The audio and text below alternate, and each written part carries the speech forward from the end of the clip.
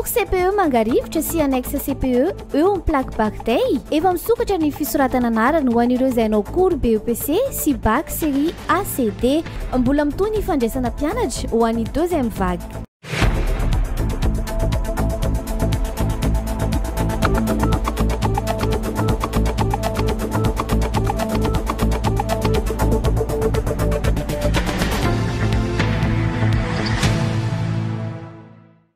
Ireo lohatenim-baovao eto amin'ny RTN amin'ny tia alatsinainy farany volana desambra ity. Eo amin'ny pejy tsy fandriam-pahalemana, lehilahy roa no tratehaky ny mpitandro ny filaminana namono teratany vahiny iray teny amin'ny Port Schneider. Lafiny tsy fandriam-pahalemana izay hatrany no samborin'ny polisy nasionaly ny tovolahy iray nisandoka ho zandary. Vaovao mikasika ny fety nametrahana lamina manokana mikasika ny fifamoivoizana ny eto an-tampon-tanànan'ny Mahajanga. Fanapahan-kevitra no raisin'ny commune ambonivohitry Mahajanga eo amin'izao fotoana ny fety izao. Tontolo ny fanatanjahantena no tanterahana teto Mahajanga tamin'ny sabotsy fa 7 ny volana desambra teo ny festival des arts martiaux. Iarahantsika amin'ny sitraka rarin-jatovo ireo vaovao ireo. Iarahantsika amin'ny sitraka rarin-jatovo ireo vaovao ireo.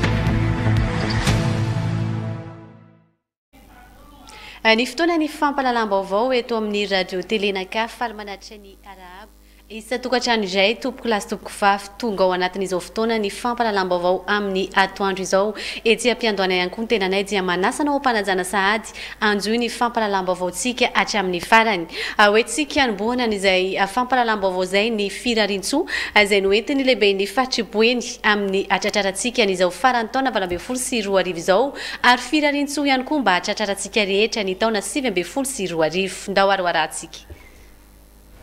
Tompoko vavy sy tompoko lahy, afaka adi-pamantaranandro vitsivitsy dia hanao veloma tanteraka ny taona 2024 isika. Koa raha isantatra ny taona vaovao 2024 isika dia tsy hainay ny tsy arahaba ny mpiray-tanindrazana rehetra sy ny mponina ato anatin'ny faritra Boeny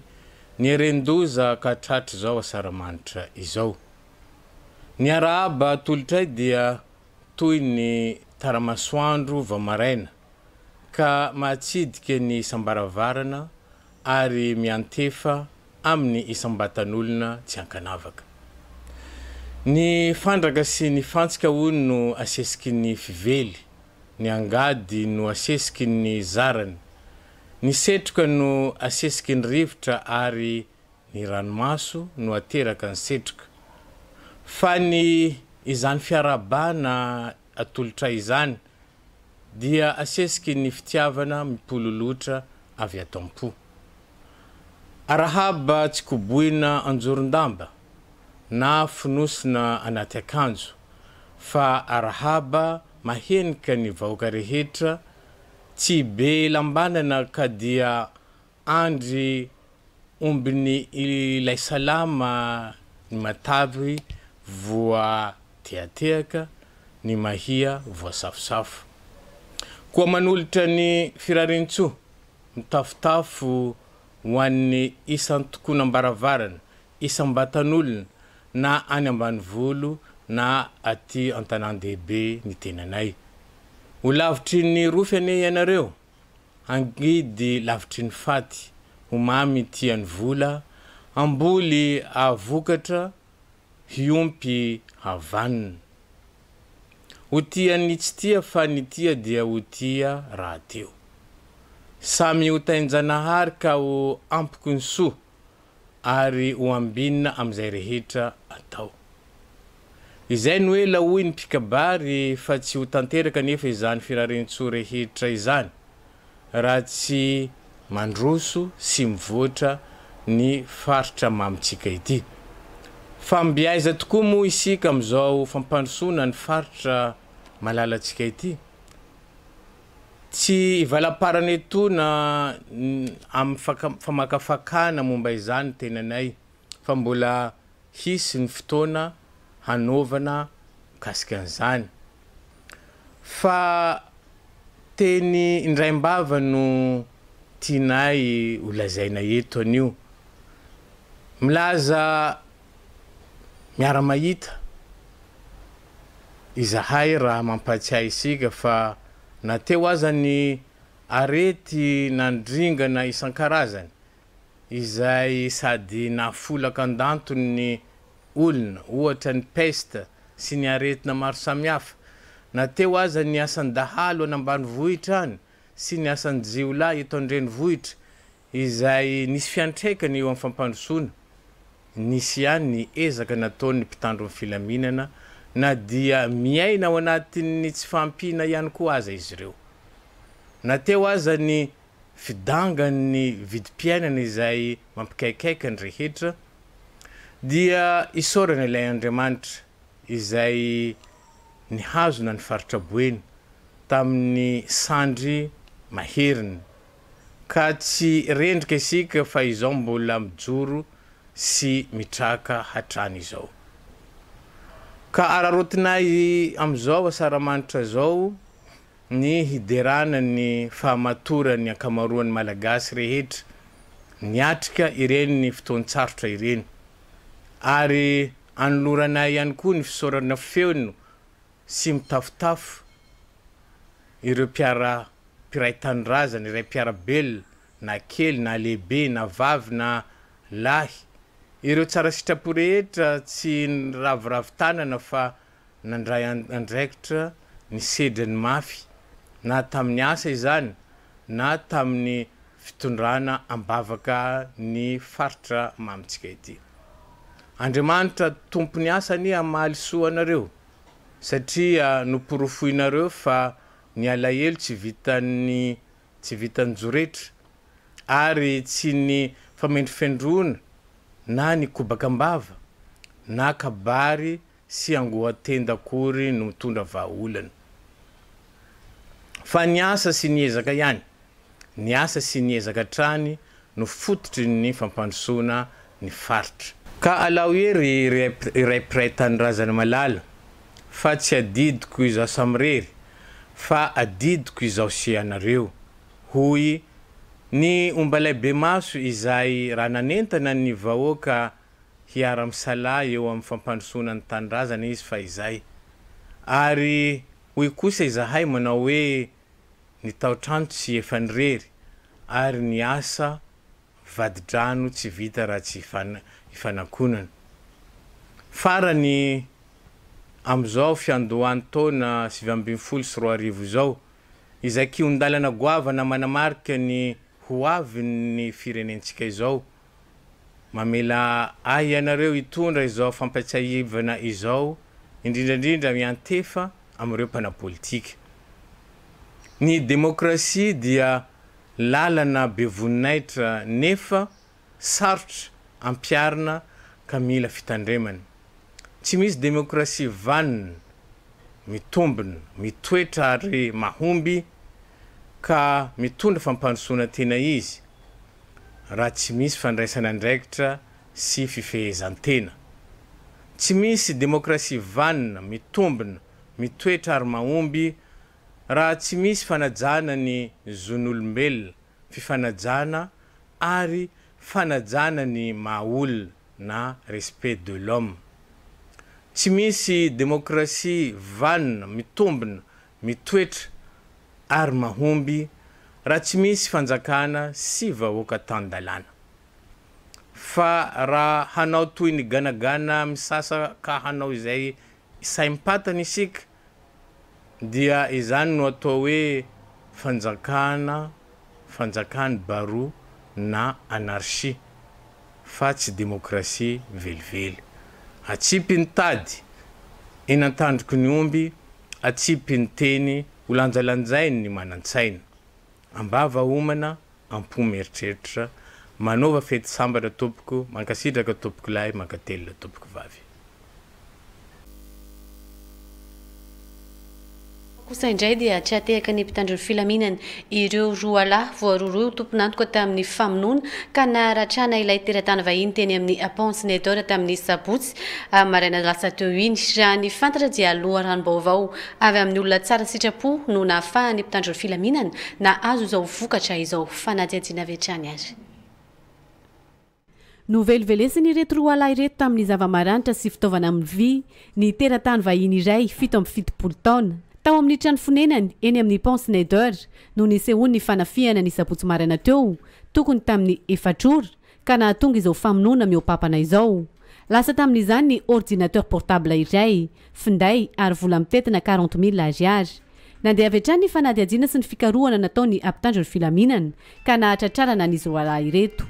Zoma maraina tokony amin'ny 4 maraina tena amin'ny pensionateur. Ny vahiny iray dia niaran'ny vakitrano ary tsy vita ny vakitrano ihany fa niaro amin'ny vono soratsa nandroan'ity vahiny ity. Ary efa nahazo fampandrenesina moa izay mpitandro ny filaminana natao aorianan'izay dia nanao ny fanenjena ireo tovolahy roa lahy hitantsika amin'ny sary eto izay mpamakitrano gaigilahy satria mbola tsatsa teny aminy moa ny fitaovana nentin'ny nangalarana toy ny ordinateur finday an'ilay vazaha ary le vola nentin'ny nangalariny tao an-trano tao. Ary mbola hita tao amin'ilay toerana nanao namakin-trano ihany koa ny baraminy miaraka amin'ny vato izay ny velesany ny kapona ny vazaha io. Ary niekinelo moa reto tovolahy reto ary efa miaiky koa izy fa mpamakitrano amin'iny manodidina ny pensionateur iny. Naratra mafy vokatry ny voninahzo azy io teratany vahiny io ka mbola manaraka fitsaboana eny amin'ny tobim-pahasalamana amin'izao fotoana izao. Izy roa lahy ireto kosa dia natolotra ny fampanoavana ny maraina teo. Mbola izany eo amin'izay tontolony tsy fandriam-pahalemana izay antsika dia tovolahy iray pisoloko kosa no nahatratrarany ampitandro filaminana fanamiana zandary sy bala miisa 3 tao an-tokantrano. Efa zatra misoloky ity lehilahy ity ka tamin'ny alalan'izay fisolokirana nataon'izay no nisamborana azy ary raha ny fantatra dia misantoka ho zandary ihany koa ity tovolahy ity. Fanampina fanazavana avy hatrany. Lehilahy iray mpisantoka ho zandary no nahatratrarany mpitandro filaminana fanamiana zandary sy bala miisa 3 nandritra ny fisamborana azy. Fomba fanaon'ity lehilahy ity ny makavola amin'ny olona amin'izay fisantohany ho zandary izay. Ny farany teo dia nisakaizany ihany no sainga angalany vola mitetina 1,975,000 francs ka nitory azy. Nahazo fitarainana izay teo amin'ny polisy pirenena fa misy tovolahy iray izay mpisoloky ary ny olona nisoloky iny dia tsisa fa olona sakaizany ihany. Tao anatin'ny fanadihadiana tao moa dia avy eo koa nafana ny sambotra n'ity tovolahy iray ity. Ary efa fisamborana anazy natsatsarana ihany koa ny fanamiana mpitandro ny filaminana ny gendarmerie ary nahitana ihany koa bala na pistolet anankitelo tany amin'ity tovolahy ity. Ity tovolahy ity zany mampiasa ireo fitaovana ireo entina hampirorona entina hisolokiana sady misandoka mpitandro ny filaminana izy no mpisoloky ity tovolahy ity. Efa fomba fanaon'ity lehilahy ity ny misoloky olona tahaka izao. Ankoatra io fitoriana nataony nisakaizany io dia efa misy fitarainana miisa 2 an'olo-kafa ho azy ihany koa ao amin'ny komisaria central. Ny maraina teo ihany koa izy no natolotra ny fampanoavana. Azantsika hatreo izay tontolony tsy fandriam-pahalemana izay fahiroso eo amin'ny tontolony sosialy kosa indray tsika mbola mitohy amin'izao fotoana izao ny hetsika sosialy sy ny fanampiana ataon'ny fikambanana TGBM eto an-tampon-tanàna ny Mahajanga. Tamin'ny farany herinandro teo ary dia ny fikambanany Pray Vodirindrina izay hita eny Mahavoky Atsimo no notolorany Andriamatoa Asy omby tamin'izay farany herinandro izay. Anisy Rasy Mandimby no hitatitra amintsika ny andindiny mahakasika izay. Nanolotra omby matavy iray ho an'ny fikambanana Vodirindrina eto amin'ny fokontany Mahavoky Ampasika. Andriamatoa Asy, filoha-mpanorona ny fikambanana Tanora Gasy ny Boeny miaradia eto amin'ity fokotany ny mahavoky atsimo ity mantsy ny toerana ipetrahany ity lehilahy izay kalaza amin'ny fanaovana asa soa eto tam-pitanàna ny mahajanga ity tsy nataony ambany javatra ny vahoaka ao amin'ny fokotany ny mahavoky ampasika eto amin'ny fokotany ny mahavoky atsimo tamin'ny sabotsy fa 7 ny volana desambra teo no nanolorana n'izany omby iray izany mba ho nofokena amin'ny tampihavanana nisy teto ny fiara-misakafo niaraka tamin'ny fikambanany vodirindrina mahavoky ampasika ny fijoroa fikambanana moa zany tsy natao fikambanana hanao politika fa fikambanana natao amin'ny resaka sosialy izy io ka betsaka moa zany ny toerana nandianako amin'ny eto afarotry ny mahajanga ty isaka amin'ny fokotany namonjy foko isan-karazany ka hoantenako zany no fipetrahako eto mahavoky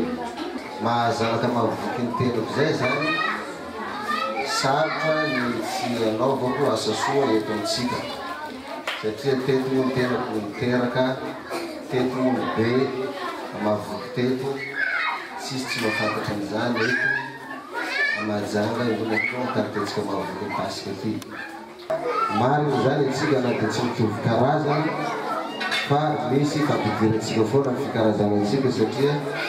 ny babana niteraka anay moa makoa ny mamana niteraka anay moa sakalava eto moa mitandrazanay amin'ny faritra miboenty eto ka tonga ngamba fa tsy mahadiso ny tenako raha ohatra ka manatona naroranandroko aby manatona roavako manao zay fiarana mety tena mitafiavalina zay ka sofina rorano zanakanareo fa ny tenako tsy anadinanareo mandraky zay ary manome fampatokisana anareo hatramy farana fikambanana efa miara-miasa amin'ny Andriamatoa Asi filoam-panorona ny tanora gasiny Boeny miaradia ity fikambanany vodirindrina mahavoky ampasika ity matotra tanteraka ny fiara-miasa amin'izao fotoana izao ny fahatongavany Andriamatoa Asi teto amin'ity toerana ity dia fanomezam-boninahitra ho any izany fikambanana izany ka noho izay dia velom-pisaorana izy ireo tsy nanadino anay ianao président satria anatin'ny fokotany amam-roapolo zany dia nasianao tombony tokoa zahay dia misotra betsaka anao ary misotra ny fikambanana vehivavy koa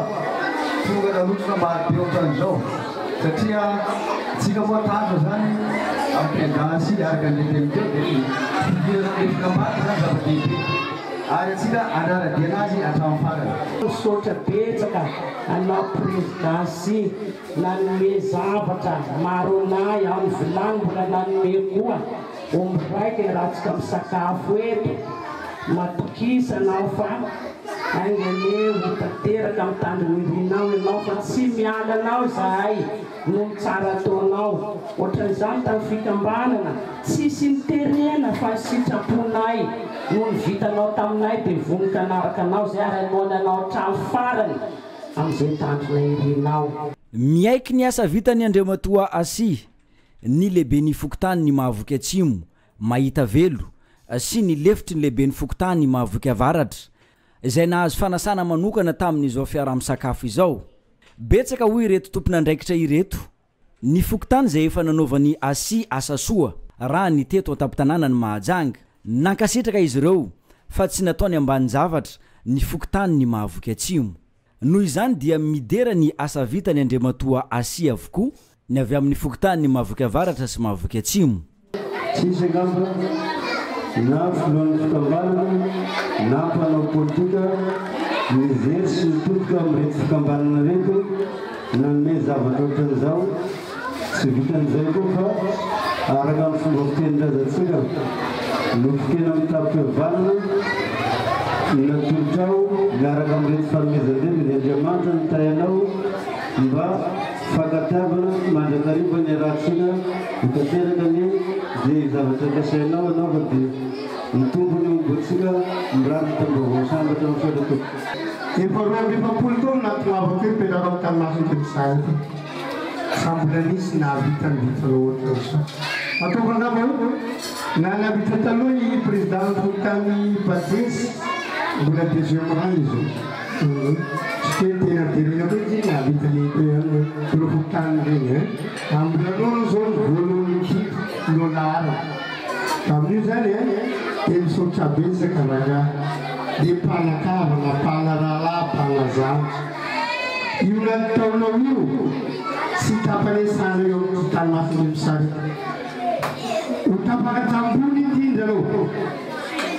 zay Amerika. Ankoatra ny fanolorana omby dia nahazo koveta so miaraka amin'ny vilany be ihany koa ny fikambana ny vodirindrina eto amin'ny Mahavoky Ampasika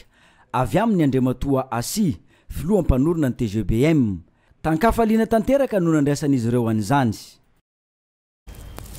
Dia izay no mahakasika an'izay asa sosialy no tanterahany fikambanana TGBM tany amin'ny fokotany ny Mahavoky Atsimo izay. Famelohany ano izatsika ny fotoanany fampahalalam-baovao amin'izao atoandro zao dia manambahiny ny plateau ny RTN mpanakanto fantadazy ary tsy zoviana maro ihany koa indrindra fa avy eto amintsika eto ataptanànany Mahajanga dia tsy izay izany fa Randria Makoasa Bokosy Romantique. Zay moa no ahafantarantsika azy faly miarabanao zay tompoko tonga eto amin'ny plateau ny fampahalalam-baovao ny radio télé nakay. Voalohany indrindra faly miaraba ny mpanaraka ny vahoaka ny Mahajanga manaraka tsy tapaka ny RTN faly miarabanao koa sitraka oui miara mitafatafa eto. Ya tonga eto izy efa akatoko ny fety amin'izao fotoana izao maro ihany koa ny seho izay iseho amin'ity ariva ity anisan'ny tondran'izay seho ampiavaka ny Mahajanga izay Randria Makoasa Bokosy Romantique inona izay seho atolotra ao an'ny ampijery eto amin'ny Mahajanga fa mialohan'izay aloha dia elaela ianao tsy tataiza foana tao anatin'izay fotoana elaela izay. Oui elaela tsy hita teo amin'ny lafiny kanto indrindrindra elaela koa zany tsy nandalovana teto Tanindrazana satria fitadiavana mila ravina hatrany ivelany any nefa tsy adiny koa zany tany niaviana ka misy zavatra ataonay zany amin'ny 6 janvier dimanche 6 janvier festival danse africaine ao amin'ny maison de la culture ka izy zany anasana ny mpandi rehetra zay andray anjara misy faninanana dombolo indrindra zany ny Koasa na ny Sokosy anisany nafatarana ny Randria Koasa ka akalaza faharoapolo taona tsinjako zany za de misy ny mpandi miaraka amiko manao showcase amin'io fotoana io. Amin'ny festival zay dia inona ny mety zavatra hiavaka ao anatin'le izy amin'ny fahaenina ny volana janoary zay? Be dia be zany zavatra hiavaka ao indrindra zany eo amin'ny lafiny fifaninanana misy zany mahazo tissage nandesina avy any ivelany mihitsy zany hoe nentinao avy any ivelany mihitsy dia atolotra ho any tissage de misy mahazo varigony raiky de misy mahazo maromaro izay hitanareo ampibany maromaro izay de misy koa ny artiste namana na saina amin'ny fotoana io zany misy artiste toy ny Aziz Kassou moa zao mbola any ivelany any fa zay mbola tsy tafandray satria misy tsy fahasalamana eo amin'ny rainy de ngamba izy mety ho tonga mangataka mba fisalamany rainy. Eo koa zany Madalina anisan'ny artiste mpanakanto vao misonitra izy io mipetraka any ampitan-dranomasina any de ny Tarka Black Sokosy anisan'ny nazo champion de Madagascar tamin'ny fotoan'andriny niaraka amin'ny Randria Makoasa de eo koa zany reo mpandi jeune andray anjara amin'ny faninanana fa ty zany misy zavatra tiako tsindrina kely amin'ireo tanora zay andray anjara amin'ny faninanana anareo zany misy zavatra efa niteneniko zay tamin'ny Facebook tao satria ny fifaninanana io zany hitanao ireo tanora ireo zany am'izao efa mitsinjaka misy le tena break danger reny ka tsara zany olazako amin'ny télé eto mihitsy ny zay manao faninanana zany le manao lo mihodina ambony mihodina amin'ny piste zany éliminer satria nisan'ny fotana mafady be manao an'izy iny. Inona koa sara nataontsika hoe fepetra tsy maintsy hotakina amin'ireo rehetra te handray anjara ao anatin'ilay fifaninanana? Ny fepetra ohatra amin'inona zany sitraka? Ohatra hoe firy-taona ka hatramin'ny firy-taona tanora vavy ok zay mihitsy zany anisan'ny teraka olana kely zany amin'ilay faninanana satria zany zao amin'ny fifaninanana di normal zany toy ny salé coupé décalé de misy koa ny twerka fa de misy koa salegy mikoko voanio ya ke amin'ny salegy zany oka ny zaza tsy ampy taona zany tsy afaka anao le salegy fa le salegy boko show be le salegy fa io ndray zany afaka mandray anjara ny zaza afaka mandray anjara afaka mandray anjara daholo zany raha vo tia andray anjara fa efa misy zavatra zarazarainay sy nisongadinay zany am'le fepetra raha tsy mangaika an'le concours zany amin'ny inona moa tiako lazaina zany amin'ny resaka discipline ny mpandi toy ny ray nambarako teo hoe mihodina aloha sy ny rehetrarehetra break danger satria sao de miteradoza sur scène ry misy viny fi sara pisoratana anarana am'izay ewa efa maro be misy olo manoratra anarana any de aizany afahana manoratra anarana am DJ Sniper anareo manoratra anarana de amin'ny jet styliste adiniko misy jaovavy koa zany no tonga ao e jaovavy jet styliste Eric le magicien ireo zany mpanakato tonga ao de misy tanora zandry ny pandi zany zareo pandi tena mafana soldat big up de za koa zany efa manomana pandi za manao eo amin'ny roapolo ira fataranareo nakazy boko tsy haiko chocolat fa amin'io zany ahinonareo irandrandriamakoasa satria zany zany manao showcase mandeha zany concours manomboka amin'ny efatrora io zany na misy zao zany tiako zavainy ny concours de danse zany matetika ny pandi le miandry le olona miroakoraka zay vao tonga io zany tonga de fa l'heure mandeha jury efa voninao efa misy voninao ny jury ka manomboka amin'ny efatra zany concours manomboka de efa misy fandaram-potoana zany nataona ao efa milamina iya mandeha de mandeha ihany koa fotoanantsika fanontaniana manitikitika kely farany anisany nahitananao tao amin'ny tarika Zumbaya manahoana ny mahakasika an'izay aho mety ho hitao ihany koa ve izay ataontsika hoe kanto novizanareo tamin'izay tarika Zumbaya zay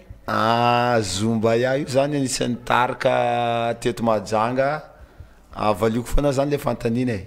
i Tansimena zany tanatin'io tarika io de Lili tanatin'io tarika io tamin'izay fotoana zay de za zany no karazana mpikarakara sy manager ny zareo tamin'izay de aveo ma efa samby nahita ny lalany samby tafaboaka misaotra andranary za falifaly reo tafaboaka jiaby de za zany pousse andreo tamin'io tarika Zumbaya io de aveo ma am'izao Tansimena fa mandeha rery mitondra anarana Tansimena Lili koa fa mitondra anarana Lili de Zumbaya zany ça reste Zumbaya toujours de oui mbola mety misy Zumbaya koa zany ny jeune manaraka azo de misy afatra na hoe fanentanana ho atao ampijery atsika anatrika an'izay fifaninanana tanterahana amin'ny fahaenina ny volana janoary zay ya za zany manasa atsika rehetra zanaka Mahajanga zay mpakafidy sokosy ary amin'io zany nanehoako ny fahabangana 15 ans sur 10 taona zany za tsy niakatra scène ary ankalazaiko amin'io zany faroapolo taona tongava jiaby atsika maro foana maheno randriako asa amin'io anareo mahita azy misoma DJ Sniper eo jet styliste jaovavy mbola ipodeo Madalina Aziz Kassou Eric le magicien soldat big up Thierry Jerry misy pandi maro misy pandi check chocolat misy artiste surprise ho tonga ao amin'io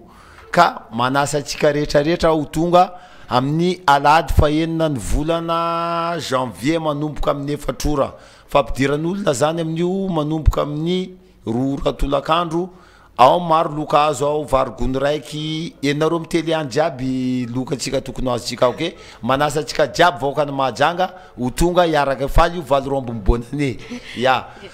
seka diny koa sitraka isoranay koa zany sponsor nanampy anay asanaty famigidraka sy Sadek bijouté iya fanontaniana farany afaka manatanteraka mandray anjara ao anatin'izay fifaninanana di zay ve ny sakisy samy sakisy le mpandita aloha mety daholo raha vao mpankafy sokosy mpankafy coupé décalé toerka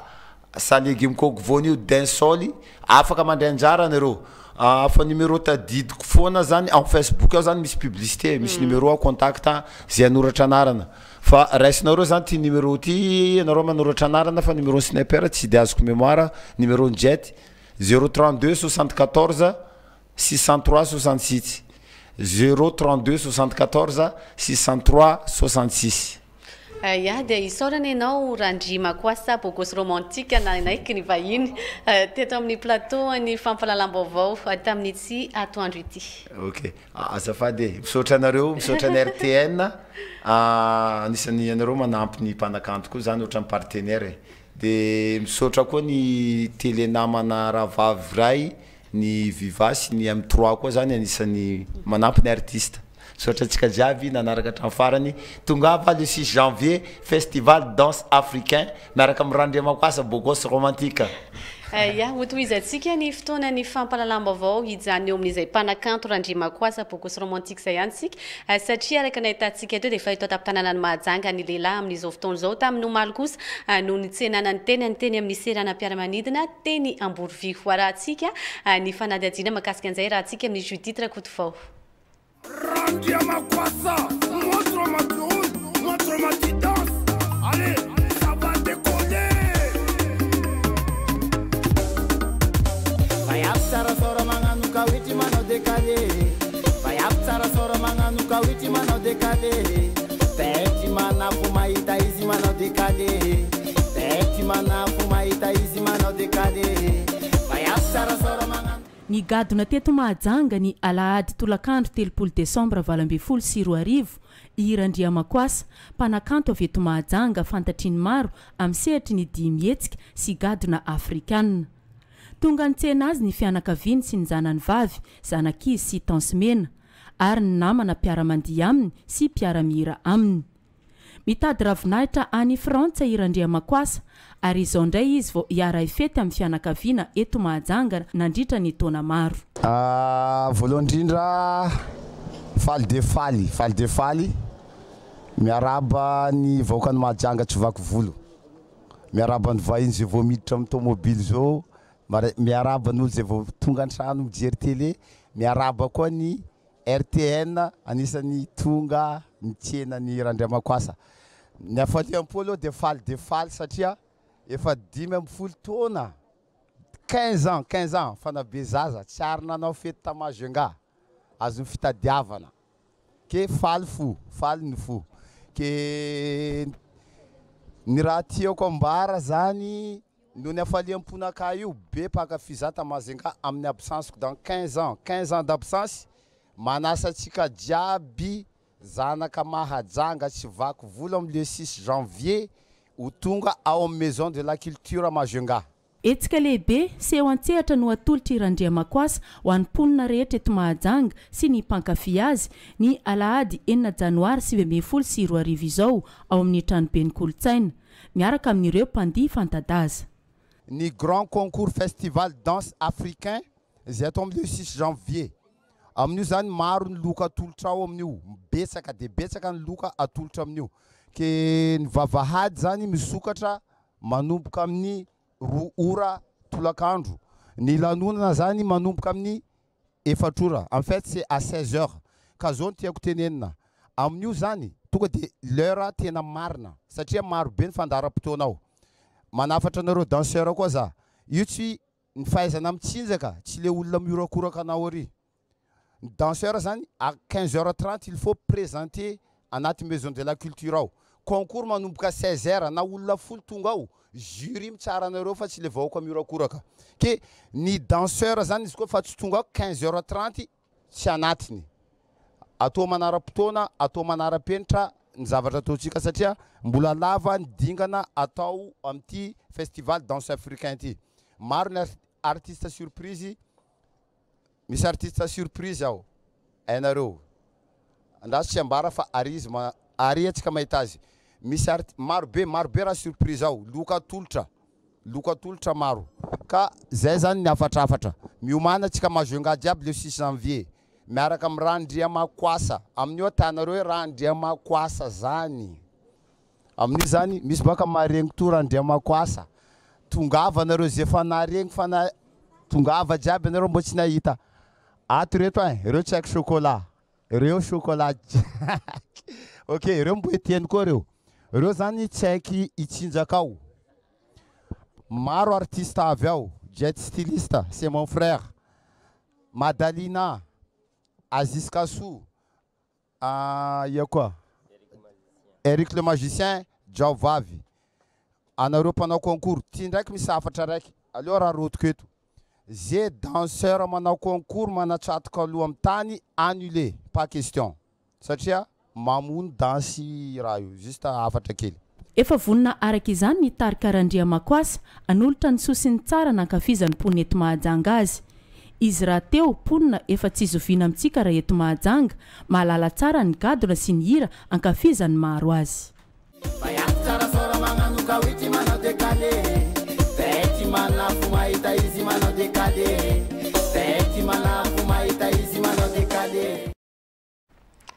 dia izay no mahakasika an'izay fanajajina eo amin'ny tontolon'ny kanto izay fa iverina kely eo amin'ny tontolon'ny sosialy indray tsika amin'ny tsy vaovao manaraka ity totosa somatsara ny alahady fa 3 ny volana desambra lasa teo ny fiaraha-misakafo amin'ireo olona sahirana izay no karakarain'ny Royal Agency izay ivondronan'ireo tanora manatanteraka ny asa soa sy asa sosialy eto atapy-tanàna ny Mahajanga fanajajina vetrany ary olona sahirana manodidina ny 50 no niarany sakafo tamin'ny vondriny tanora Royal Agency eto atapy-tanàna ny Mahajanga ny alahady fa 3 ny volana desambra lasa teo etsika sosialy izay nitanterahiny ireto vondriny tanora ireto mandritra izao vanim-potoana ny fety izao no safidiana manokana ny ankizy no natao voalohan-daharana no ny fetin'ny Noely vao tsy ela akory zay ny vondrina Royal Agency zany dia ivondronandreo atao hoe tanora ny tena be lehibe ao anatiny fa zay moa zany anisany hoe mitarika fotsiny ireo tanora ireo dia avy amin'ny mpisehatra ao anatin'ny serasera raha vao miresaka serasera tsika dia tsy mpanao gazety ihany akory satria matetika dia zay foana ny ao an-tsain'ny olona fa misy tanora ao pakasary misy tanora ao zay misehatra ao anatin'izay hoe fampifandraisana misy mpandika teny misy rehefa ao anatin'izay satria hoe fampifandraisana zany maromaro ny ao anatin'izay misy moa zany tsy ato toerana fa mbola lasa kely any Antananarivo sy miparitaka dia zay zany nanao hetsika tamin'ny lakamisy lasa teo zay nentina indrindra nanomanana nyty zavatra natao androany ity tsirikevitra etaeta hoe maninona moa tsika raha mba manao fihetsika kely amin'izao farantaona izao indrindraindrindra mantombaovao ihany koa ampisakafo andreo ankizy ireo sahirana zay tena tsy mba manana fahafahana manao an'izany fety zany misy mantsy zany reo ankizy an-dalambe ireo indrindraindrindra tsy mba manana izy na dia toerana ialofana akory ary misy ihany koa ireo ray aman-dreny efa lehibe rem-pianakaviana zay tsy manana fotoana mihitsy tsy mba manana an'izany hoe fahafahana nao an'izany fety zany dia zay natonga anay hoe andaotsika mba hanao fihetsika kely ho an'izy ireo ankoatra n'ity hetsika fiaraha-misakafo ity dia efa maro ihany koa ny hetsika notanterainy Royal Agency tamin'ny herinandro lasa teo iny raha ho antsika eto Mahajanga tanjony fikambanana ny hijery hatrany sosialy n'ireo olona sahirana ireo raha totoy ny hetsika androany iny tsy no niriny tenanay manokana fotsiny ihany fa teo ny fifanampiana teo amin'ireo zokiray aman-dreny teto tanàna misy ihany koa moa izay hetsika izay natao teo araka rehefa lazay namana hoe hetsika levée de fonds moa zany no natao nandritra n'ilay takariva mahafinaritra izay natao ny farany teo iny tamin'ny anakamisy lasa teo iny nisy vola azonay tamin'ny hetsika iny dia nanampiana nanaovana ty hetsika ty nefa lazana zany misy ihany koa ny fanampiana goavana be tamin'ireo zokiray aman-dreny teto tanàna be nareo izay nanampy tamin'ny hetsika iny soranay manokana ihany koa zoky tadisa PDG ny RTN zay namianay an'ireny fanampiana be lehibe ireny zoky Johnson zay tsy iza fa ny général ny RM4 eto Mahajanga zay nanome ondrikondrika anakirangeta be mihitsy hoaninay teto dia isoranay be lehibe ihany koa tamin'ny fanomezana vatomamy ho an'ny tranombarotra mora prix eto Mahajanga zay nanome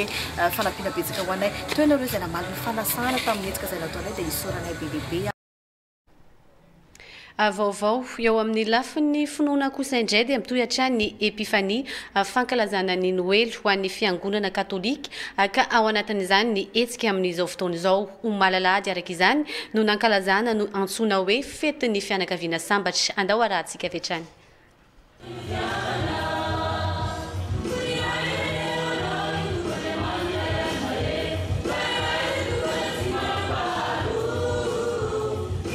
ankalazaina isaky ny alahady voalohany aoriany 12 desambra fankalazana ny nahaterahan'ny mpamonjy ny fety ny fianakaviana masina izay fianakaviana tao Nazareta Joseph sy Marie ary Jesoa ny alahady 3 desambra no nanamariana an'izany maneran-tany tamin'ity taona ity ka nisy ny etsika manokana no tanterahiny FTK na fivondrona ny tokantrano kristianina izay eo ambany fiahiny fianakaviana masina teto amin'ny ekara fo masin'i Jesosy tsara mandroso nandritra ny lamesa voalohany. Na ny PEF miorina eto amin'ny diocèse Mahajanga kosa nanomboka tamin'ny taona 7 sy 2000. Fikambanana masina miay ny fianakaviana amin'ny lafiny ara-panay sy ara-sosialy ampivoarana sy ampandrosoana ny tokantrano malagasy. Ny mpiaro ny FTK dia ny fianakaviana masina. Ny tanjon'ny fikambanana dia ny fanamasinana tena ny mpivady sy ny angonana, fanabeazana ny taranaka araka ny fampianaran'ny fiangonana katolika romana, fanatevenana sy fanitarana ny zo amakasy ny fianakaviana, fandrindrana ny zazateraka araka ny fomba voajanahary. Ny asa sahaniny dia fanabeazana ara-pinoana ny kristianina ny fianakaviana, fanabeazana momba ny fianakaviana ka isan'izany ny fampianarana ny tanora na ny tokantrano maso andray ny sakramentany mariazy sy hiantoka ny hoaviny, fampahafantarana ny fandrindram-piterana araka ny fomba voajanahary, fanabeazana miay sy mitia, fifanana ray aman-dreny izay noditra ny zanany atao batemy. Ny fiainan'ny fikambanana dia miezaka ny mpivady mba handavorary hatrany ny fiainana ny sakramenta noraisina eo anivo ny fianakaviana.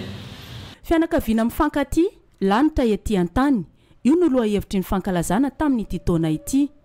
Naseho tamin'ny fanantanterahana ny liturjia nataon'ny FTK ary ny maha-iray ny fianakaviana. Niarahan'ny mpivady avokoa ny tarika sy namaky ny tenin'Andriamanitra. Mbola ao anatin'ny fankalazana ny Noely ny fetin'ny fianakaviana masina ka nitoy ny fitsaona ny tranonomby na terahan'ny mpamonjy sy ny fanolorana fanatitra. Araka izany dia omaly alahady no antsoina hoe fetin'ny fianakaviana masina teo anivon'izay fiangonana katolika izay. Fa mialohany anoizatsika ny fotoana ny fampahalalam-baovao amin'izao atoandro izao dia andrainy vahiny faharoa isika izay ahitantsika ry zareo avao amin'ny piscine Vatobe. Ahitantsika ny monsieur maître Nestor Zafady, eto ihany koa ny DJ Antonio izay tonga soa eto amin'ny plateau ny fampahalalam-baovao. Sady faly miaraba anareo ihany koa zay tompoko. Faly miaraba anareo dia miaraba ny tokantrano.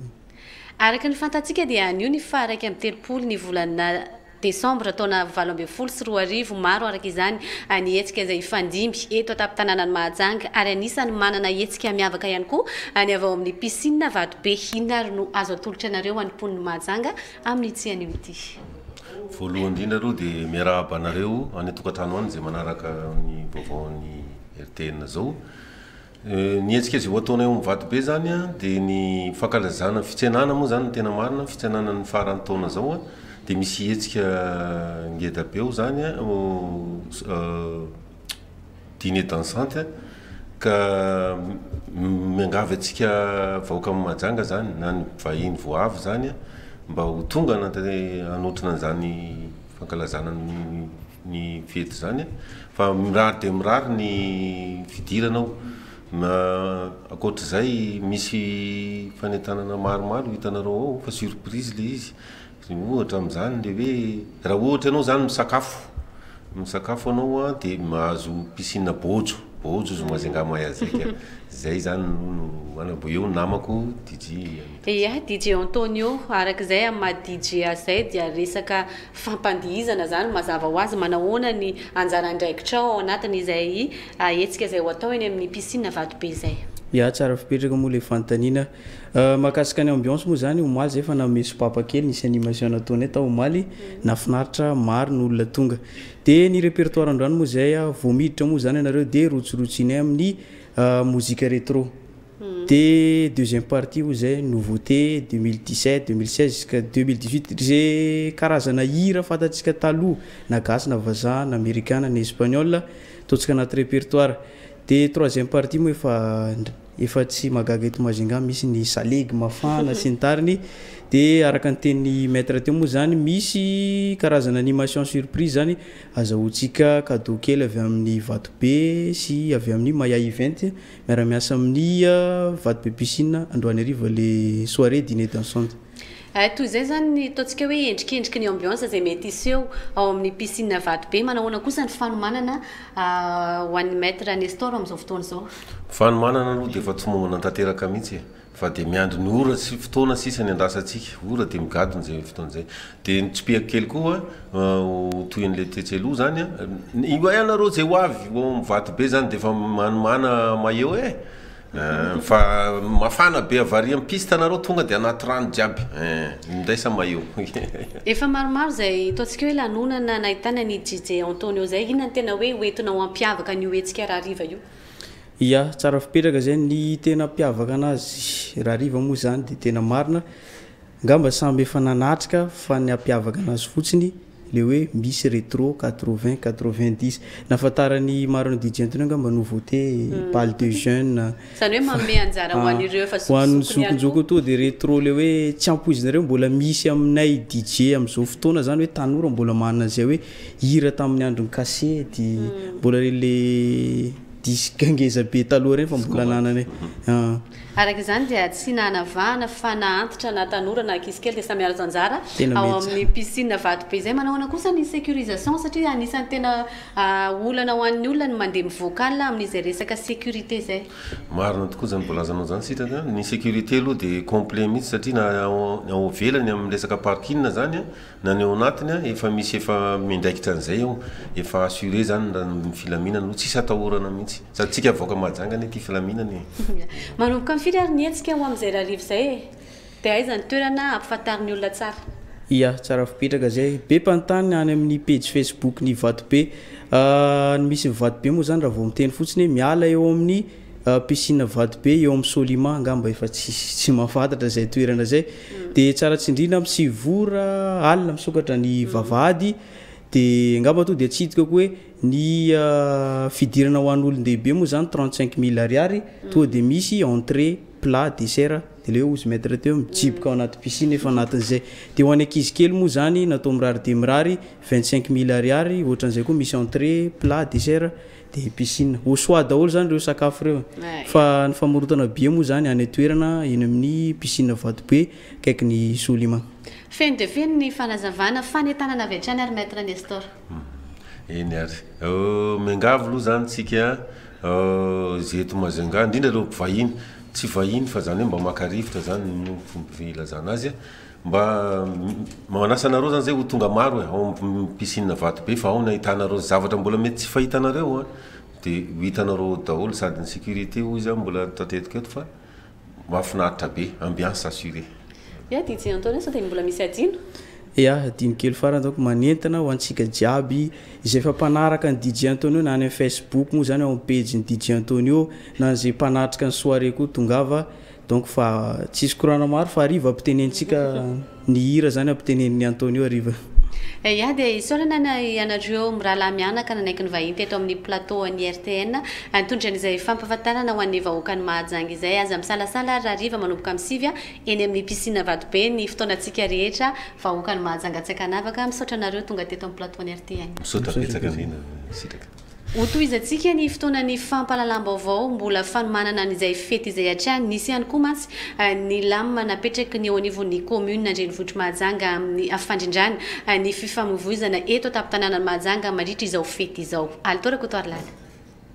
Tsy tokony handray familiana ireo mpamily izay nisotro ny zava-pisotro mahamamo amin'izao fankalazana ny fety izao mba hitandrona ny loza mpifamoivoizana izay mety iseho tampoka eto an-tampon-tanànan'ny Mahajanga. Izay no isan'ny fepetra no raisy ny tompony andraikitra misana ny fifamoivoizana eo anivon'ny commune Ambonivohitra Mahajanga. Miampy izay rehetra izay dia efa misy ny lamina manokana napetraka eo amin'ity tontolo ny fifamoivoizana ity. Ny hafarany voalohany dia ho antsika chauffeur indrindra fa ny mpitatitra fitateram-bahoaka zany ny bus, ny bajaj, ny taxi ville, ao koa ny mpandeha fiara tsotra, ny moto. Indrindra fa antsika chauffeur dia iangaviana mba tsy kasika zava-mamo fa raha misy mikasika zavamamytsika ka mamo oka mba omenany olona zay tsy mamo ny fiara ary ho antsika chauffeur koa zany tsara indrindra fa ny permis dia tsy maintsy ampelatananao ny taratasy fahafahanao ny mandeha fiara ary ny taratasy rehetra momba ny fiara zany dia tokony eny ampelatanantsika izay mikirakira zay fiara zay. Faharoa manaraka an'izay dia tokony hijery koa antsika resaka tekniky ahoana ny frein ny fiarantsika misy jiro ve izy mirehitra tsara ny jiro misy frein misy menaka misy rano ny carburant zay kojakoja momba ny tekniky zany dia tokony hojerevantsika kaiky zay alohany hivoatsika any an-trano. Manana andraikitra amin'ny fisoroana ny loza mety iseho ihany koa ny mpandeha raha ny fanazavana no enty ny tompona andraikitra trano.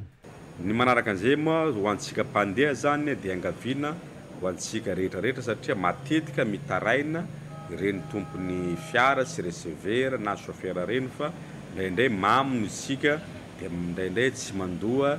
ny vola mila kisa amin'ny chauffeur mila ady amin'ny chauffeur dia ho antsika zay tsy misotro zany vahoaka mba hitariky ny namantsika mba hiala eo na tsy hanao an'izay fihetsika izay fa tsy itsika ihany koa ny andrisika an'ilay olona satria efa mamo izy mamo zay moa dia efa mamo fa ny tsy mamo kosa mba tokony mananatra namany mamo hoe aza miady amina satria raha ohatra tsy miasa reny fiara reny tsy tatitra antsika dia iza ho ary no andehanantsika satria maro menomenona tsy any sécurité reo ka zay zavatra zay zany mba angavianantsika mpandeha koa zany sy mpanjifa mba hijery an'izay. Manaraka an'izay ho antsika coopérative mba hijery ny fiarantsika rehetrarehetra zany mba hiasa n'androany sy rapitso mba hahafahan'ny mpanjifa zany manatanteraka ny asa manatanteraka ny fety sambatra satria indraindray amin'ny 5 na amin'ny 4 dia efa tsisy fiara fitaterana ntsony amin'ny toerana rehetra ka eto angaviako tsika coopérative mba hijery akaiky ny zotratsika rehetra miasa daholo ny bisitsika mba hafany vahoaka eto Mahajanga manao fety sambatra indrindrandrindra farapitso ambory zany dia be mitsangatsangana ka sao dia amin'ny 4 dia efa tsisy fiara fa majerevo zay raha misy moa zay dia andraindraikitra zay tandrifanay zay fa mino ao fa isika coopérative anaramaso zay fa fanarahantsika zay dia mba hijery an'izay tsika. Ny fiatrehana ny fety Herendoza no tanjona amin'ity taona 24 ity ary hiatrehana ihany koa ny taom-baovao 24. Lafim-baovao hafa tanteraka misy kosa indray dia malona ny voka-pifidianana filoham-pirenena fihodinana faharoa vonjomaika izay navoaka ny CENI dia misy ny resadresaka ny fanaovana tamin'ny K25 ato anatin'ny fatiapoeny. Ndao arahantsika.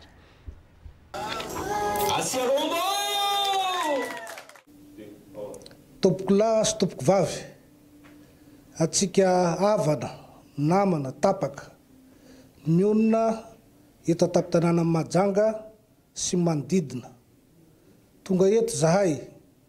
avy ao amin'ny K25 ny volontény dia miarahaba atsika tsirairay isa-tokantrano ary manolotra indrindrandrindra fisaorana erapoeratsaina tamin'ny ezaka nataontsika tamin'iny 2e tour iny ka nandehanantsika naneo ny safiditsika. Ny faharoa dia farany taona androany miarahaba tratran'ny farany ho antsika isa tokony ambaravarana miarahaba sahady ny atratrarantsika taona vaovao 7 zay tsidika atsika afaka fotoana foy. Tonga eto zahay tonga hanentana atsika tsirairay avy satria amin'izao larobia zao dia misy fiaonana fivoriana eny amin'ny kianjany Magro amin'ny 4. Ny rahantsika nahita ny zavatra nitranga tamin'iny fiodinana faharoa iny betsaka ny zavatra ny safotofoto tsy atoro an'izany atsika fa mivoatra ny teknôlôjia ny tsirairay dia samy efa mahita maheno ny zavatra tsy mety zavatra tsy rariny tamin'iny fidinana faharoa iny ka zay indrindra no anentananay ny vahoaka tsara sitrapo rehetra ny vahoaka lia mpamarinina rehetra ho tonga amin'ny mikianjany magro aria majangabea ny larobia ho avy zao amin'ny efatra eo nao anambaranatsika vaovao lehibe sy ny antsiprinya mikasika ny osika sy fanodikodinana safiditsika nandritrany iny fodinana faharoa iny tsy lava resaka tsy lava taria aho fa dia mbola mamerina fisaorana erapoeratsaina ary mirary koa raha mirary anaovantsika fety sambatra ka dia mankasitraka tompokola mankatelina tompoko vavy ya tsy amerina tsony ny fiarabana fa dia efa vitan'ny président Toto Vincent to ny azo tenenina dia ny mamailo antsika ary mba ampitsangana antsika trano satria eninay amin'izao fotoana izao fa betsaka ireo mandefa tsao hoe efa resy ny K25 tsy marina tokoa zany tompoko lasy tompoko vavy efa vitan'ny QG eny Antananarivo eny Belera fa ny président Ravalomanana no nahazo isa ambony noho ny numéro 13 zay ny fanosantsika K25 azy fa ny teny farany moa dia efa fantaritsika fa ny HCC rery ihany ka ny tiako hiaviana amin'izany dia azakivonareo fa mandresy itsika ary tongava marobe eny amin'ny kianjany magro amin'ny larobia zao anehoantsika n'izany fandresentsika izany satria ny antsika famarinana nitondrana azy fa tsy hosoka misaotra tompoko efa vitan'ny préda teo moa ny fiarabana fa ny anahy zao dia miaso asika rehetra na pombany Ravalomanana na makaty anazy ho tonga ny magro amin'ny larobia amin'ny efatra satria ao no ahitasika ny marina tongava maro sika ohatra ny nataosika tamin'ny faradoboka teo indrindra ny fikambanany K25 tongava maro sika mba hahitanareo ny marina indrindra koa isika Grand Sud-Ouest mba tongava sa fa fatako moanareo fa kivy ino soro mahakivy atodio gn'asa mbola tsy tafakatra vokatra ho hitasika hoe vokatra fa miavia maro isika na viavy na lehilahy Grand Sud-Est sotra tompo ny amarananay azy dia tsotra miangavy vahoaka mahajanga tsy hakanavaka rehetra mba ho tonga ary amagro amin'ny larobia amin'ny efatra ora tsy diso anehoantsika ny fandresentsika araka ny teny namana teo nandresy atsika ary tratra ny alatra nataony namantsika numéro 13 ary efa naneky an'izany sy ny hoe nisy chiffre ny famadika fa atsika manohana Marco Ravalomanana no mandresy ka noho zany anehoantsika zany mitongava jiaby atsika tsy hakanavaka izy zay olo mahita vao tratra ny tsindriky azo lena amin'ny alitra nandalo tamin'ny fifidianana le 19 décembre mitongava atsika jiaby amin'ny magro larobia amin'ny efatra fa tsika tompoka nandresy amin'ny salanisa izahaya lavitra dia lavitra ka noho zany manenganareo jiaby ho tonga amin'ny magro amin'ny efatra ora tsy diso makasitraka tompola makatela tompoko vavy ya ombako manana ny fiarabagna zay nataony Zokobe mandreny teo aloha toy ny fahalavavahany zegny tsy lany mamiagna fa nanjara fitenegnanay ma K25 atsika jiaby dia vita ny fifidianana igny dia magnaraka an'izay hitatsika ny fraude jiaby sy ny tarigny regny maro izy regny ary fa manana profo atsapahitagna araka ankoragnan'ny Zokobe teo ka anjara ny ACC zany tompony andraikitra farany amin'igny fa manentagna atsika jiaby vahoaka ny Majunga aty indrindra atsika tsy hakanavaka tsy fidy fokon'olo zaka ty fa atsika momba ny fahamarinana atsika miaro le safidin'ny vahoaka marigny zany fa savidy mivoaka ty rango zay miviovio foagna fotoagna zao mba irovantsika azy tika amin'izay zay zany hitongavatsika maro arika amin'ny magro amin'ny larobia amin'ny efatra araka ny koragna rezoko be sy ray aman-dreny teo aloha maro le araka ny resako teo le proof ohatra azoko raisina kely numéro de série teo lazaina tariky raha igny nefa tsy tanteraka tatika amin'ny bulletin iniky ka faragna koa ny teniko mankasitraka tompoko lahy misaotra tompoko vavy tongava maro arika magrotsika momba ny famarinagna jiaby ao amin'ny K25 natatsy K25 anao tongava agny izy koa fa teo marigny misaotra tompoko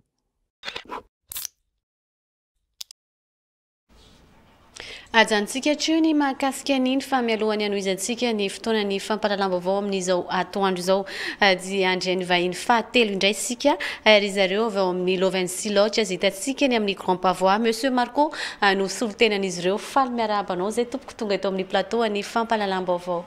miarahaba anao ary miarahaba ihany koa ny fijery fahita lavitra ny vaovao eto amin'ny RTN amin'izao atoandro zao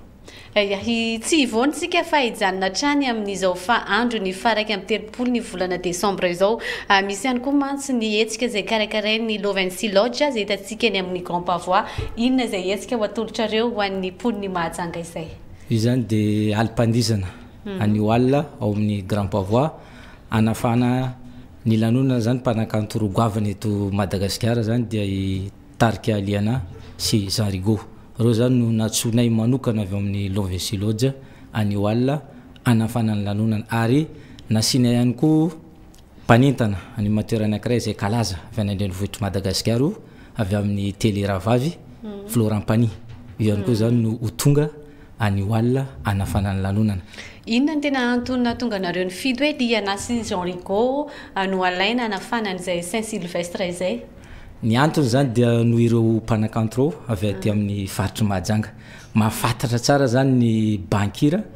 sy ny cadence ilay ny poniny Mahajanga amin'izao faran'ny taona izao i Liana mo avy eto Mahajanga mivohy ny mozika mafana ary Jean Rigaud avy any amin'ny faritry Sofia iny eo ny mampanjaka azy eo amin'ny sehatry ny slow eo ihany koa ny bankira avy any amin'ny faritry Sofia iny zay baoejy sy ny maro samihafa zay zany no nisafidiananay andreo mpanakanto anankiroa reo ahoana ny mety ho endrikendriky ny fiarahana mandritra an'izay tontolo ny alina izay ny fiarahana zany dia ialako tsy neto aloha tsy maheto any reo mpanakanto roa mianadaroa satria tokony ho eto reo fa noho ny fanomanana zany satria alim-pandizana raitra zany no eritreretina anio alina aseho amin'ny vahoaka zay ho tonga anatrika hitsenana ny taona 2024 ary anavalonana ny taona 2024 mandeha tsiray zany reo mpanakanto reo ary dia misy koa zany eo anelanelany Florent Pagny zay nilazako teo misy tube maro samihafa zay ilainy olona tonga ihany koa zany ataony Florent Pagny ary misy offert ihany koa whisky amin'ny 12 alina somary lavidavitra ihany zay Lovency Lodge izay ahoana ny fitanterana n'ireo olona mangetaheta tehoainy amin'ny Grand Pavois io zany dia ialanay tsy neto fa ny olona asaina zany dia olona manana fiara zay zany no ciblena manokana amin'io fety zay atao an'io alina io raha mitondra fiara ny olona dia manahoana indray ny fiambenana sy ny sécurité amin'izay fiara izay raha ny sécurité dia manana sécurité manokana zany ny Lovency Lodge zay ary fomba tokoa ao amin'ny Lovency Lodge ny parking dia malalaka be ny Lovency Lodge tongava fa na tôbila zato mahery dia mbola tsy misy olana ao amin'ny Lovency Lodge fanentanana avy hatrany ary Monsieur Marco manomboka amin'ny firy lanonana dia manomboka amin'ny 8 oral zany io lanonana io ary tsara ny ampahafantarina atsika eto Mahajanga fa buffet io zany no atao ralina zany hoe misy sakafo zany hoe zavatra anankitelo zany no omenay andro olona zay tonga anatrika ny lanonanay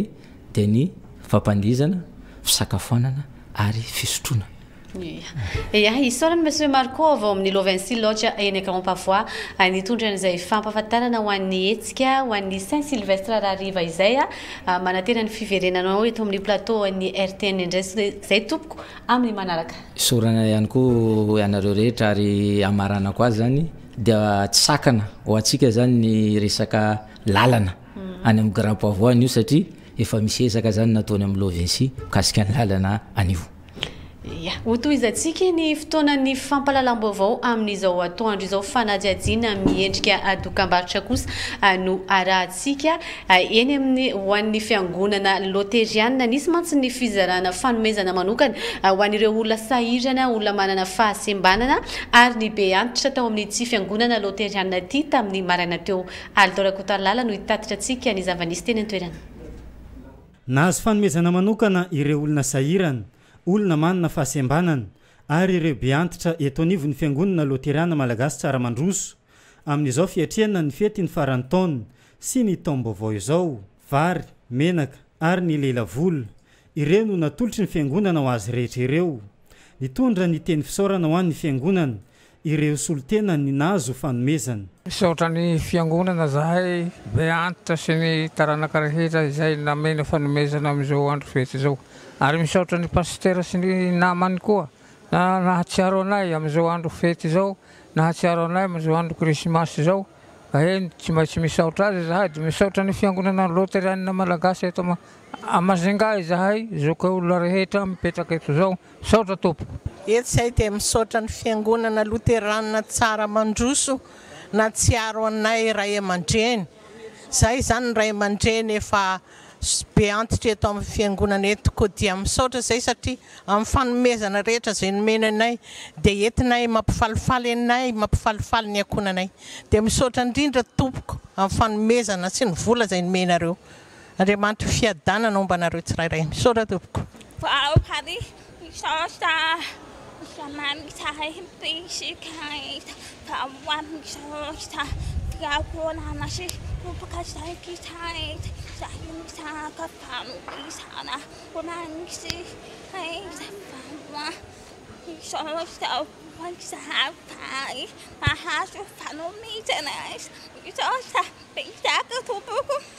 Misaotra n'Andriamanitra lehibe zahay fa nahazo fanampiana fanomezana amin'izao taona. Manao veloman'ny taona lasa izao eto amin'ny fiangonana tsara mandroso FLM. Misaotra n'Andriamanitra lehibe zahay fa nahazo fanomezana avy amindreo. Efa fanao ny fiangonana loteriana malagasy isa-taona izao fanomezana fanampiana izao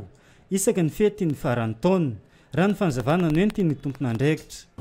Voalohany misaotra n'Andriamanitra lehibe amin'izao atsarana ny faran'ny taona zao dia ny raika amin'ny 3 Desambra 2020 sy 2020. Araka ny fanao isa-taona moa dia manao fotoana manokana zany ny fiangonana mitodika amin'ny zokolona zay mbola nomeny tompo tombonandro mahatratra amin'ny faran'ny taona. Ary tamin'ity taona ity zany dia nisy ihany koa fijerenan'ireo zay atao hoe sahirana manokana moa zany dia zava-dehibe ny anatanterahana fiangonana zay amin'ny alalan'ny fisian'ny commission zany dia reto zay miara-mijo reto tarian'ny bureau-ny fiangonana sy ny lehiben'ny faribohitra sy ny sampana ka dia isaorana ny tompo amin'ity fotoana androany ity ary isaorana antsika koa zay tonga moa mandray dia maka vaovao. Araka izany dia amin'ny faran'ny taona ohatran'izao sarona manokana reto ray aman-dreny sy ny ray aman-dreny be antitra ihany fa ao koa zany ny tsara marina ty fiangonana loterana eto tsara mandroso ty dia miay sahirana isam-bolana misy fanomezana zay ataon'ny fiangonana dia sarona reny ankehitriny amin'izao fotoana izao. Akoatra zay dia misy koa ireo namana havana manana fahasembanana dia mizara telo lehibe zany fanomezana eto zay efa be antitra ataon'ny fiangonana 70 taona no miakatra. Zay ny voalohany dia ny faharoa ny mifarefo marefo araka nyvoalaza teo zay iahin'ny fiangonana isam-bolana dia sarona koa izy amin'ity fotoana ity araka nefa voalazako teo fahatelo farany dia ny namana manana fahasembanana. Dia zay no eto dia misy fanomezana maromaro eto moa zany men'ny fiangonana ao ny vola sy ny vary dia ao koa ny menaka fahasarovana mba iarahana amin'ny faly amin'izao farataona izao. Bonbon koa ao anatiny ao dia fifaliana ho an'ny isa-tokantrano no amin'izao saroan'ny fiangonana. Dia misaotra n'Andriamanitra fahatanteran'izao fotoana izao ary mirary koa raha mirary hitondra fifaliana sahady amin'izao faran'ny taona izao sy ny fisenana ny taona vaovao raha pisa. Raha riva misy fotoan-dehibe amin'ny famaranana ny taona ty dia niasan'ny fifoazana. Ny fifoazana eto amin'ny fiangonana misy fotoan-dehibe, misy asa sy fampahirezana, misy ansam-panahy lehibe ary fiaraha-misakafo. Tamin'ity taona ity dia nanolotra omby ray ny fifoazana mba iarahana amin'ny faly, iarahana amin'ny sakafo aoria ny fotoana dia fifaliana ho an'ny fiangonana ny manasa asika rehetra indrindra ny kristiana amin'izao faran'ny taona izao mba hoendiky ny fahasoavan'Andriamanitra ny isa-tokantrano. Anio alina misy ny fitaovana eo anivon'ny fiangonana loteriana malagasy mba hoentina amaranana ny taona 2024 itsenana ihany koa ny taom-baovao 2024. Dia izay no makasika an'izay vaovao avy any anivon'ny fiangonana loteriana izay fa amin'izao fotoana izao tsika dia anaraka n'ireo vaovao gazety nisongadina tamin'ity andro ny alatsinainy fa raiky amin'ny 30 ny volana desambra taona 2024 ity arahantsika amin'ny Altora Kotarlala.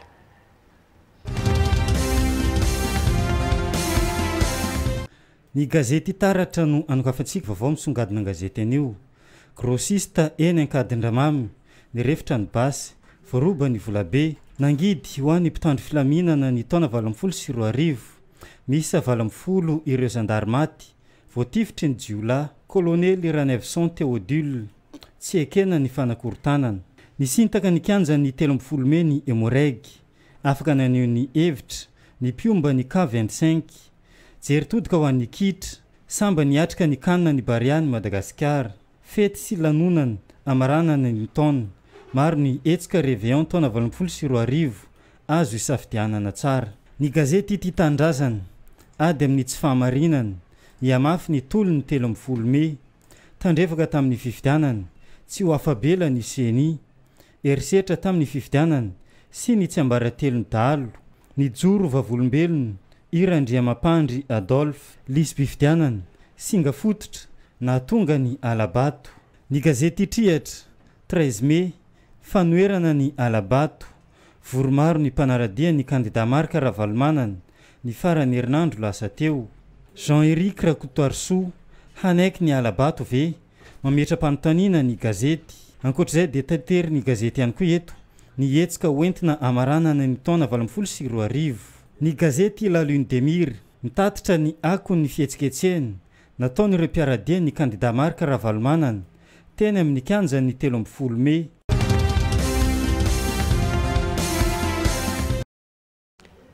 Eo amin'ny tontolo ny fanatanjahantena kosa dia totosa tamin'ny sabotsy fa 7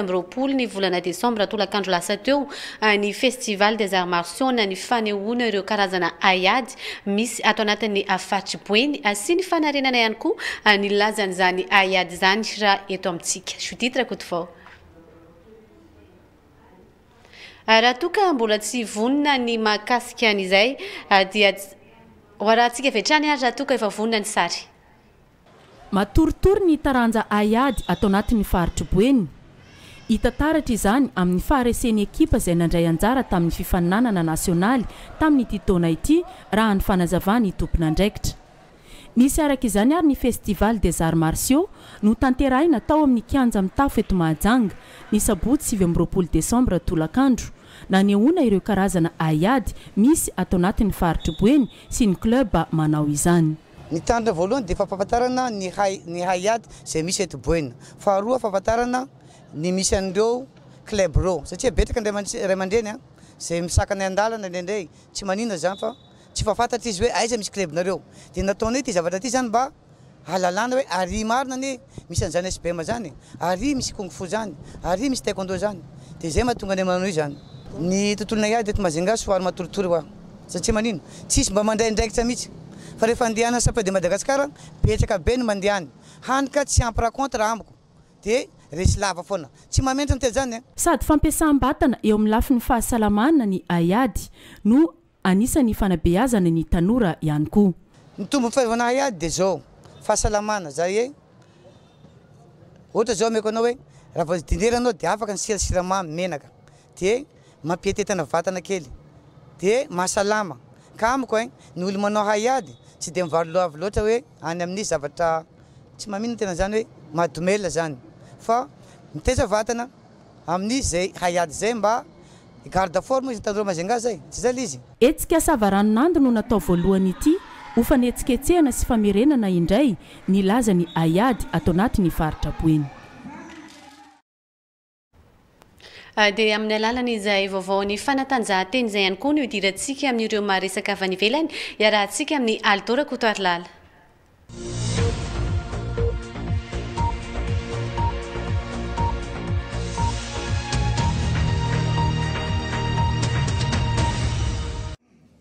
Niafara tamin'ny fifamonoana ny fifidiana solombavam-bahoaka tany Bangladesh ny andro ny alady fa 30 volana Desambra 2024 miisa any amin'ny 30 farafakely ny olona namoiny ainy maro hafa naratra mafy vokatry ny fifandonana teo amin'ny mpanohitra sy ny mpiaradia amin'ny fitondrana tsy navoafay ny fifandonana niseho ireo polisy miisa any amin'ny 900 mahery izay naparitaka manerana ny tanàna nandritra ny fitoam-pifidianana io. Tao anatin'ny fanisambatana tao fantatra fa mitarika vonjomaika ankehitriny ny Prime Ministre Eugène Rotsaka ho fidina kandida tamin'ity fifidiana solombavam-bahoaka ity. Isan'ny tsara toerana ihany koa hatreto ny zanakavavy ny filoham-pirenena teo aloha ity farany izay efa hiditra amin'ny mandafa efatra. Ampandroso ny tanàna no tanjona amin'ny alalan'ny safidim-bahoaka araka ny kabary nataony ity zanaka ny filoham-pirenena teo aloha ity. Tsy malalaka ny fanatanterana ny fifidianana teo ny teritery eo ihany koa ny osika izay veriny rehetra fa nahazovana nandritra izany fifidianana izany. Misy ny kandidat tsy navela irotsaka teo ihany koa ny raha matahora nataony ny fitondrana ho an'ireo kandidat sasany ka izay no mahatonga izao korontana izao raha ny fanazavana no entin'ireo mpanohitra mangataka ireto mpanohitra ireto mba amerenana ny fifidianana solombavam-bahoaka izay notanterana tany Bangladesh.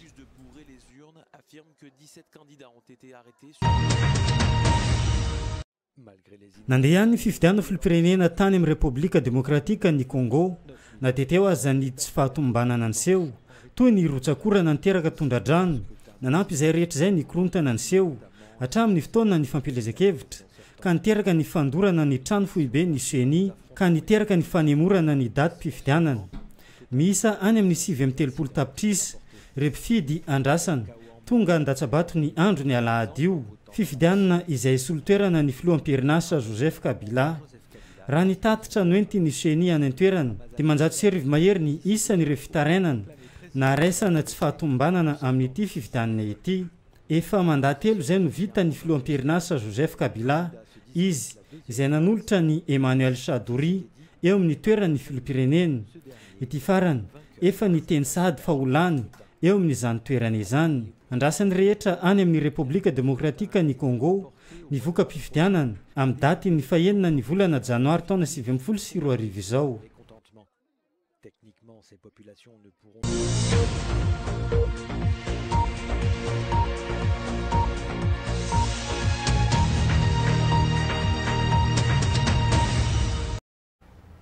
Dia izay ihany koa tompoko lasy tompoko vavy no namarana ny fotoana ny fampalalam-baovaontsika tamin'ity andro ny latsinainy fa 1 ny volana Desambra taona 2024 ity. Izay ihany koa ny fotoana fampalalam-baovao azo natolotra tamin'ity taona 2024 ity. Isaorana ianao nanaraka ny fotoanantsika hatramin'ny farany. Isaorana ihany koa ny ekipa rehetra nampita sy nanangona ireny vaovao ireny tany atokantranontsika tany eto izahay dia mirary farany taona finaritra ho antsika rehetra ary ihany koa mirary soa antsika ho tratran'ny rampiso ny voalohany volana Janoary taona 2024 ny ekipa ny RTN rehetra no mirary soa antsika veloma tompoko. Cours CPE mangarivotra sy annexe CPE eo amin'ny plaque bac day efa misokatra ny fisoratana anarana ho an'ireo izay hanao cours BEPC sy bac série ACD mbola mitoy ny fandraisana mpianatra ho an'ny deuxième vague.